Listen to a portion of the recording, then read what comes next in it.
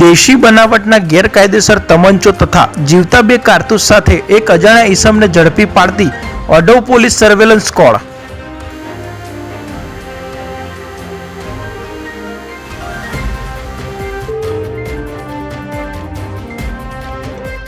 મહેરબાન police commissioner તથા સંયુક્ત પોલીસ કમિશનર તથા નાયબ પોલીસ કમિશનર ઝોન 5 તથા મદદનીશ પોલીસ કમિશનર આઈ ડિવિઝન તરફથી ગેરકાયદેસર હથિયાર શોધી કાઢવા મળેલ સૂચના આધારે પોલીસ ઇન્સ્પેક્ટર શ્રી પીએન ઝિંઝુવડિયાનાઓના માર્ગદર્શન હેઠળ ઈસમને ઝડપી પાડતી અડોવ પોલીસ સર્વેલન્સ સ્ક્વોડ।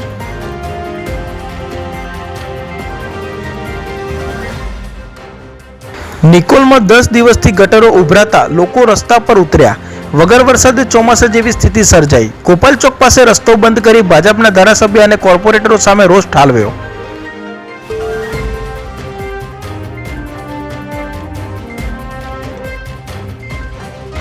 બંધારણના ઘડવૈયાને સીએમની શ્રદ્ધાંજલિ।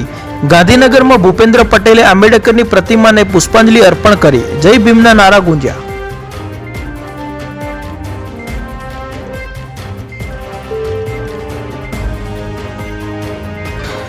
મહેસાણામાં 50 કરોડના ખર્ચે બાયો સીએનજી પ્લાન્ટ બનાવાશે। દૂધસાગર ડેરી અને સુઝુકીના સહયોગથી જગુદણમાં 75 મેટ્રિક ટન કેપેસિટીનો પ્લાન્ટ બનશે।